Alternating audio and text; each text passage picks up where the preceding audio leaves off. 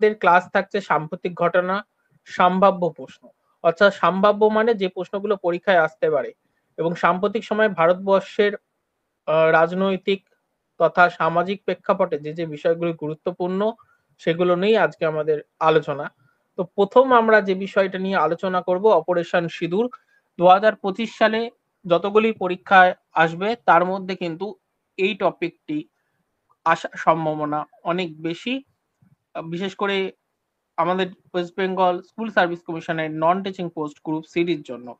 তো প্রথম হচ্ছে কোন ঘটনার জন্য এই অপারেশন সিঁদুর হয়েছিল, কোন বিমান ব্যবহার করা হয়েছিল, কোন কোন জায়গায় হামলা করা হয়েছিল, কে নেতৃত্ব দিয়েছিল, কত মিনিট ধরে এটি চলেছিল, ভারতের প্রতিরক্ষা সিস্টেমের নাম কি, কোন দেশ থেকে তা আনা হয়েছিল, কোন কোন স্বদেশী প্রযুক্তি ব্যবহার করেছিল ভারতবর্ষ, পাকিস্তানের কোন বিমান ঘাঁটি ধ্বংস করেছে ভারত, কোন ড্রোন ব্যবহার করেছিল ভারত, আরো অনেক সিঁদুর নিয়ে প্রশ্ন আছে। চলুন আমরা একটা একটা করে ঘটনাটা জানি। দিনটা ছিল 22 এপ্রিল 2025। জম্মু কাশ্মীর আপাতভাবে শান্ত ছিল। জম্মু কাশ্মীরের পেহেলগাঁও গ্রামে, জম্মু কাশ্মীরের পেহেলগাঁও বা পেহেলগ্রাম, আবার নামটা মনে রাখতে হবে, জম্মু কাশ্মীরের পেহেলগাঁও গ্রামে একটি সন্ত্রাসী হামলা হয়েছিল।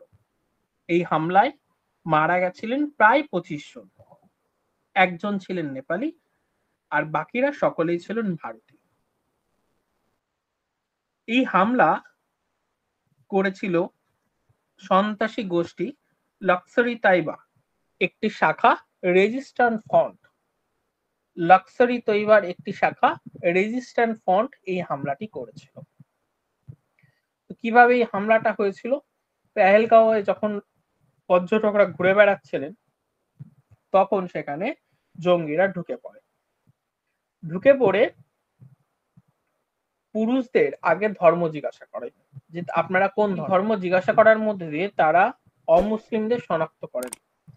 আর যারা ইসলাম ধর্ম বলেন তাদেরকে বলেন কালমা বা কালেমা পাঠ করতে। যারা পাঠ করতে পারে না তাদেরকেই হত্যা করা হয়েছিল। ঠিক আছে, এইটা হচ্ছে প্রথম বিষয় আমাদের। আচ্ছা, তারা M4 কার্বাইন এবং AK-47 নিয়ে অ্যাটাকটা করেছিল। তারা ছিল সংখ্যায় 5 জন, অর্থাৎ টেরোরিস্টরা সংখ্যায় ছিল 5 জন। তারা এনেছিল M4 কার্বাইন, AK-47।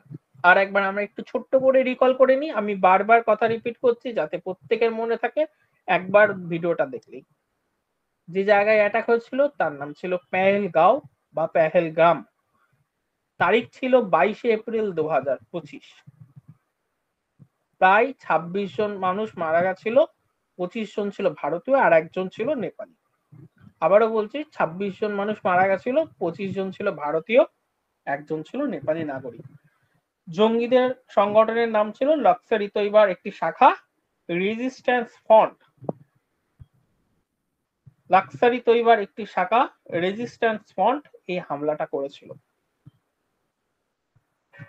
তার পরিপ্রেক্ষিতে ভারত সরকার 7ই মে, 7th মে মধ্যরাত প্রায় 1:30 থেকে হামলা করে পাকিস্তানে, নাম দেয় অপারেশন সিঁদুর। তাহলে অপারেশন সিঁদুর নামটা এলো 7ই মে মঙ্গলবার মধ্যরাত 1:30 থেকে। ঠিক আছে, অ্যাটাক শুরু। এইবার এখানে কিছু প্রশ্ন চলে আসবে। অপারেশন সিঁদুর এই নামটা কেন দেওয়া হয়েছিল সেটা তোমরা কমেন্ট বক্সে আমাকে জানাবে, প্রত্যেকে জানাবে অপারেশন সিঁদুর নাম কেন দেওয়া হয়েছিল।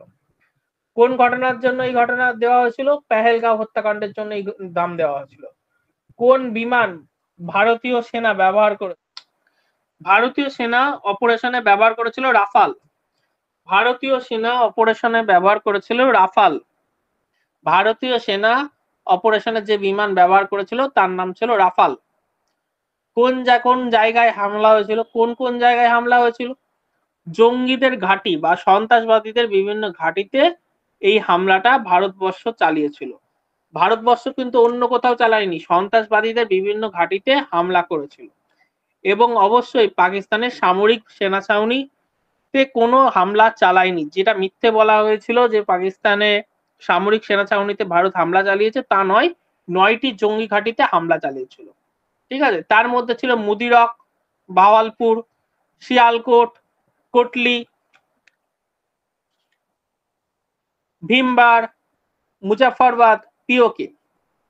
আর একবার নামগুলো বলছি তাহলে মনে রাখতে সুবিধা হবে আমাদের। মুদিরক, বাওয়ালপুর, শিয়ালকোট, কোটলি, ভীমবার, মুজাফফরাবাদ, পিওকে। এই নামগুলো অতটা ইম্পর্টেন্ট নয়, তবে এটা মনে রাখতে হবে যে হামলাটা চালানো হয়েছিল জঙ্গিদের বিভিন্ন ঘাঁটিতে। এবার যে নামটা আমাদের মনে রাখতে হবে যে কোন কোন জায়গা হামলা চালিয়েছিল, যে নামটা আমাদের মনে রাখতে হবে তা হলো মুরিদকে। তার হলো মুরিদকে। এই মুরিদকে শহর ছিল আজমল কাসাব, তার প্রশিক্ষণ কেন্দ্র। সেটা কিন্তু পুরোপুরি ধ্বংস করে দেয়। এখানে শুধু আজমল কাসাব বললে ভুল হবে, ডেভিড হেডলির প্রশিক্ষণ কেন্দ্রও ছিল এটা। ডেভিড হেডলিরও প্রশিক্ষণ কেন্দ্র ছিল এই মুরিদকে। কে নেতৃত্ব দিয়েছিলেন এর অপারেশন সিন্দুরে? কে নেতৃত্ব দিয়েছিলেন? অপারেশন সিন্দুরের নেতৃত্ব দিয়েছেন সোফিয়া কুরেশি। অপারেশন সিঁদুরের নেতৃত্ব দিয়েছেন সোফিয়া কুরেশি, তিনি কর্নেল। কর্নেল সোফিয়া কুরেশি তিনি নেতৃত্ব দেন, একজন মহিলা, তিনি কর্নেল পদে কর্মরত রয়েছেন। সেনাবাহিনীর সিগন্যাল কর্পসের একজন মহান গুরুত্বপূর্ণ সদস্য তিনি। ঠিক আছে, কত মিনিট ধরে এই অপারেশন সিঁদুর চলেছিল? এই কত মিনিট ধরে অপারেশন সিঁদুর চলেছিল এটা খুব আশ্চর্যজনক, যে 1 ঘন্টা নয়, 30 মিনিটও নয়। কতক্ষণ চলেছিল অপারেশন সিঁদুর? মাত্র 23 মিনিট। মাত্র 23 মিনিটে পাকিস্তানের কাম তামাম করে দিয়েছিল ভারতীয় সেনা। সন্ত্রাসবাদীরা ভারতে এসে আক্রমণ চালিয়ে চলে যাবে আর ভারত চুপ করে বসে থাকবে না। ভারত পাল্টা দিয়ে দিয়েছে অপারেশন সিঁদুরে, কিন্তু পাকিস্তান তো আবার চুপ করে বসে থাকার লোক নয়। ওরা আবার কি করেছে? অ্যাটাক করেছে আমাদের, কিন্তু প্রত্যেকটা অ্যাটাক বিফলে গেছে। কেননা ভারতের কাছে প্রতিরক্ষা সিস্টেম এত উন্নত ছিল যে কোনো অ্যাটাক আমাদের দাঁড়ায়নি। ভারতের প্রতিরক্ষা সিস্টেমের নাম কি ছিল? ভারতের প্রতিরক্ষা সিস্টেমের নাম ছিল S-400 সুদর্শন চক্র। ভারতের প্রতিরক্ষা সিস্টেমের নাম ছিল S-400 সুদর্শন চক্র। যা ভারতবর্ষ কোন দেশ থেকে তাই নিয়েছিল? S-400টা কোন দেশ থেকে নেওয়া হয়েছিল? S-400 নেওয়া হয়েছিল রাশিয়া থেকে। S-400 নেওয়া হয়েছিল কোন দেশ থেকে? রাশিয়া থেকে। S-400 নেওয়া হয়েছিল রাশিয়া থেকে। কোন কোন দেশ কোন কোন স্বদেশী প্রযুক্তি ভারত ব্যবহার করেছিল? কোন কোন স্বদেশী প্রযুক্তি ভারত ব্যবহার করেছিল? ভারত ব্যবহার করেছিল নাগাস্ত্র 1 কামিকেজ ড্রোন। ভারত ব্যবহার করেছিল নাগাস্ত্র 1 কামিকেজ ড্রোন। আকাশ ক্ষেপণাস্ত্র, ভাগবাস্ত অ্যান্টি ড্রোন সিস্টেম। কি কি ব্যবহার করেছিল? নাগাস্ত্র 1 কামিকেজ ড্রোন, আকাশ ক্ষেপণাস্ত্র, ভাগবাস্ত্র অ্যান্টি ড্রোন সিস্টেম। ধ্বংস করেছিল কোন বিমান ঘাঁটি? নূর খান বিমান ঘাঁটি। আরেকবার নামটা বলছি, কোন বিমান ঘাঁটি ধ্বংস করেছে? নূর খান বিমান ঘাঁটি। আচ্ছা, কোন ড্রোন ভারত ব্যবহার করেছিল? ভারত যে ড্রোন ব্যবহার করেছিল সেই ড্রোনের নামটা কি ছিল? ভারত যে ড্রোন ব্যবহার করেছিল পাকিস্তানে সেই ড্রোনের নাম ছিল স্কাই স্ট্রাইকার কামিকেজ ড্রোন। সেই ড্রোনের নাম ছিল স্কাই স্ট্রাইকার কামিকেজ ড্রোন। সেই ড্রোনের নাম ছিল স্কাই স্ট্রাইকার কামিকেজ ড্রোন। এই 10টা প্রশ্নের পরে আরো কিছু প্রশ্ন আসতে পারে।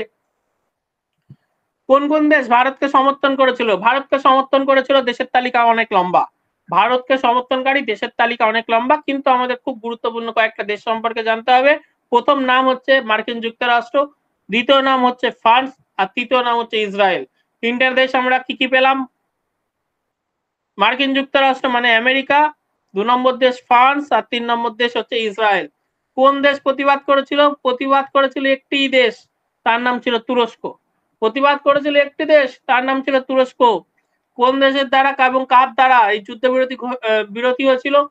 মার্কিন প্রেসিডেন্ট ডোনাল্ড ট্রাম্প 2 দেশকে শান্ত থাকার আবেদন জানিয়েছিল। মার্কিন প্রেসিডেন্ট ডোনাল্ড ট্রাম্প 2 দেশকে শান্ত থাকার আবেদন জানিয়েছিল এবং ওটাই যুদ্ধবিরতি আপনারা ধরে নিতে পারেন। ভারত কি শান্ত থেকে ঠিক করেছে? না পাকিস্তান পুরো দখল করে নেওয়া উচিত ছিল?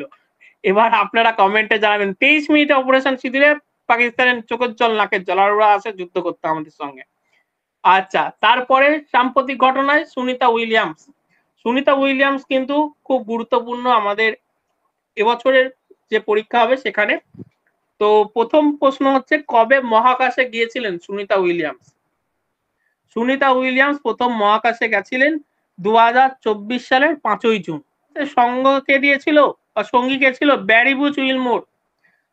সুনিতা উইলিয়ামস এর সঙ্গ দিয়েছিল কে? Barry Butch Wilmore. কোন যানে তারা গিয়েছিলেন? কোন যানে তারা গিয়েছিলেন? বোয়িং এর স্টারলাইনার মহাকাশ যানে। কোন যানে তারা ফিরলেন?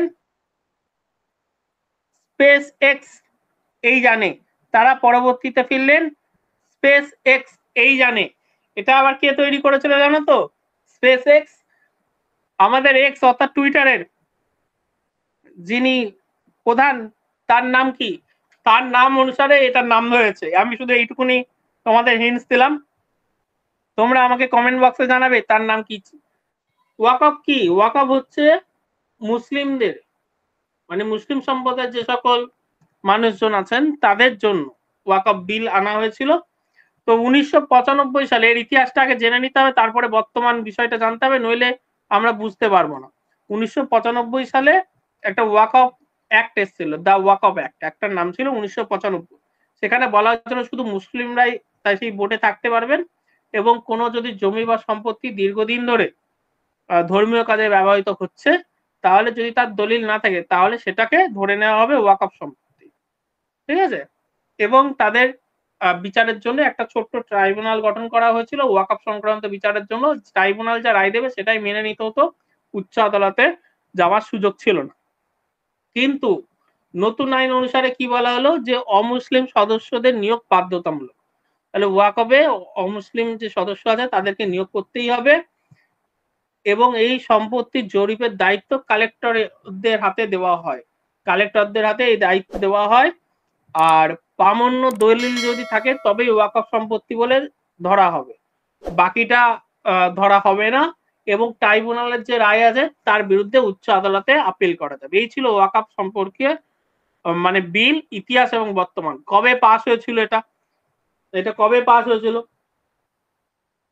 এটা 8ই আগস্ট 2024 সালে লোকসভার সংখ্যালঘু বিষয়ক যে মন্ত্রী রয়েছেন কিরেন রিজিজু, তিনি এটা উত্থাপন করেন, এবং 3 এপ্রিল 2025 সালে সংসদে এটা পাস হয়েছিল। 3 এপ্রিল 2025 সালে সংসদে এটা পাস হয়েছিল। এরপরে আরেকটা জিনিস খুব গুরুত্বপূর্ণ, দীঘার জগন্নাথ মন্দির, পুরীর আদলে তৈরি দীঘার জগন্নাথ মন্দির খুব ইম্পর্টেন্ট।